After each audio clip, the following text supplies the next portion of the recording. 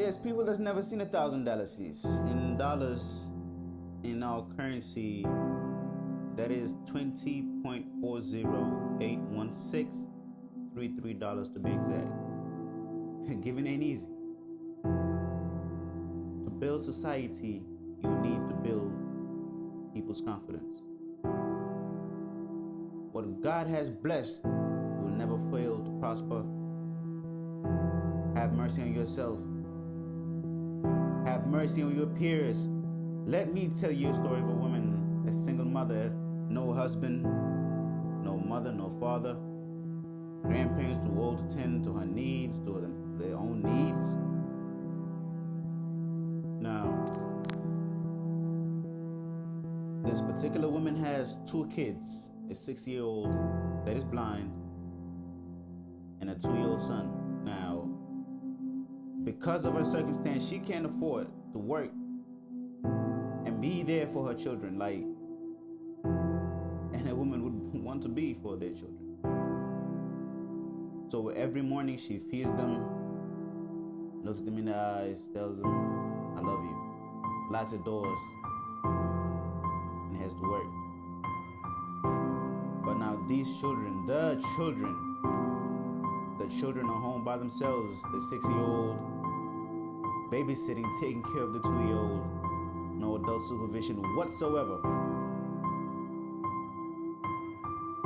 Her monthly income sums up to $10 of which is food and sustenance for her children, her offspring. But never mind her. I know what you're going to say, but where's the man? Where's the husband? Where's the father? Where's the father? Oh, he's alive, but he's not around. Time goes by, and for as long as we know, this woman, this brave, this strong, this tenacious woman has been the hero of her own story. This woman's story displays true tenacity, the epitome of what a mother should be. Now, investing is nothing but putting your dime, well, your time and your money into something that will produce for you, right? So anyone that tells you not to worry about what you're going through, that they will pay your bills for you, they will do things for you, they will manage your life, you don't have to worry about a thing, nothing. They want you to be their slave. They want you to live under their shadow. Money is one of the main things that corrupt people. The dollar, the euro, the peso, the pound. True? That is true. Very true. Well, don't let people control your dreams. Don't let people control your ambitions. Be ambitious. Go for things. Go for things that you want. Don't go for things that people tell you to go for. Because Tom loves it doesn't mean that you have to love it. Be brave. Take risks. Why not take risks? Life is too short to live a life of regret, to live a life of being hurt, being afraid, living in disguise, just hiding your true potential. Go for it. You are what you say you are. More than a name, more than your physical features, your appearances, the clothes you wear, the shoes, the bracelets, the watches, the hats. Come on, man. You're worth more than that.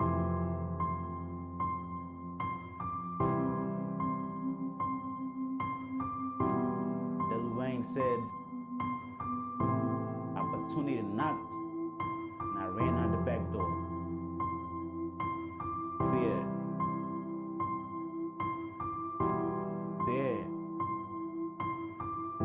opportunity knocks, you open that door, you look it right in the face and you say, hello, welcome, I'm here. Let us embark in our journey.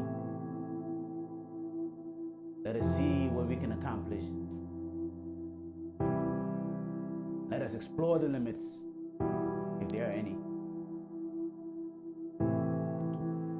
Now, I have a cousin, G. G is what we call him, G. So, I lived with the man for 7 years, maybe more. Now, the thing with G is that he was just hard-headed, strong-minded, set in his ways, and very much not understood by the people around him. Now, years pass by, and now I'm in the States, and G is still in wherever he was. Now, G decides that, hey, I have a older brother. I'm the second oldest. Now, he has 2 younger brothers. Now, he decides that, hey, my father passed. I have an older brother. My mother is by herself. She's been doing for us for as long as we can remember. So he decides that, you know what? I'm tired of living like this. I'm tired. I'm so tired of not having control of my life, of what I want to be. Nothing. So G decides that he wants to go to Europe. And at the time that we were being raised coming up, the mentality was that Europe, when you go out, is what we called it. That's where everything is. That's where success lies. That's anything that you think that you've seen in this world, that you think you can see that's possible in this world, it's an out. You can find it there. You can find it there. The possibilities are endless. So now, G goes with a friend, goes to a neighboring country, now sister country, and says, you know what? We're gonna take a boat. We're gonna find a way. This is my last dime, my last bunch of coins and delicacies that I have remaining, but I'm gonna make something useful out of it. So G and his friend, they go to this neighboring country. They take a bus, go to a different country in Mali, and now G and this guy get separated, right? This guy has money to get on a bus and go to Libya. So G goes, or his friend goes rather. Now G goes and tells the driver, hey, you know what? I don't have money on me right now, but I have a family member. I have an older brother. I have an older brother in Italy, and if you borrow my phone, I can call him right now, and he'll get the money to you as soon as he can. Be it today, tomorrow, he will get you the money as long as you just get me on this bus, get me to where I need to get to, get me to Libya. Back and forth, arguing, just talking, negotiating, and the bus driver says, you know what? Nothing to lose. God's blessing. So all this here is not true. The same older brother that G's talking about is the same older brother that he left back home. Now, he figured, if the bus driver can give me a lift over there, then, well, oops, I made it. So he gets on a bus, safe journey, goes, drives all the way to Libya, and they stop. Now they get to Libya, and the bus driver tells him, "Hey, you said that your brother will call back. You said that your brother has the money. He'll pay for you." So he said, yes. You know, he'll pay for me. Let me just call him one more time. Maybe he's busy. Maybe he was at work. So he gets the phone and he calls his brother back. Unquotes. Now, calls this random number, and every time fails, and every time no answer. So the bus driver says, "You know what? I'm not leaving you. I'm not letting you go." Now, mind you that Libya at that point in time was known for slavery. At that point in time, in the 21st century, in that time, people were being enslaved for nothing, for less. So he tells him, "You know what? You come into my compound." So he takes my brother, my cousin G, he takes him to his compound, and he says, "You're living here until your brother calls and I get my money, or else you will not leave my compound." So every day, same thing for days and days and days and days. G never left that compound, never exited that compound. And one day he said, "You know what? I'm gonna clean his car." So he gets out of this little shack that he was staying at in the driver's compound, and he woke up early in the morning and just started just washing the driver's van, the bus, if you may, inside out, everything clean. And what he didn't realize though was that the driver's mother was watching him from the patio. So he goes back inside. The driver comes back after he wakes up, comes back out, sees his car, just his bus looking shiny, and he asks his mother, who washed my bus for me? Who did this? And then his mother smiled and said, and looked at him and pointed at the shack and said, "Jibril.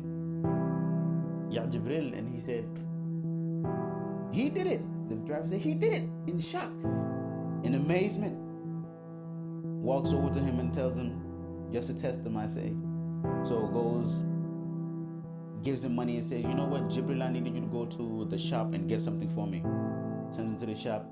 First time this man has ever walked out of this compound, walks out to the shop, gets what he has to get, comes right back out. Even though he could have ran and never been seen again, came back to that compound. Now days pass by, and days and days and days and days and days. And one of them days, the bus driver just said, "Jibril, I know you don't have a brother that's going to call back and pay this for you, but you know what? Because of that good deed that you have done towards me," he said, "Jibril, I forgive you of your debt to me." He said, "Jibril, you are free to go." Jibril goes and never looks back. So he used to be a painter. He used to be a very artistic dude. So out in Libya, G started to paint on cars, started to work on cars. So he painted cars, taxis, whatever, you name it. Just a God-given talent. So he was really good at this. So stayed in Libya for months. Months pass by, and he gets on a boat and then goes to Italy, or wherever he goes to. Long story short, he makes it. He ends up making it. Now, the thing about that story is G made it because he was determined that one way or another he was going to get past that life that he left behind. He was going to make something out of himself more than what was presented to him. Choose the life that you want to lead. Be the author of your book. Write your story as no man, woman, or child can write it better than you. You are what you say you are.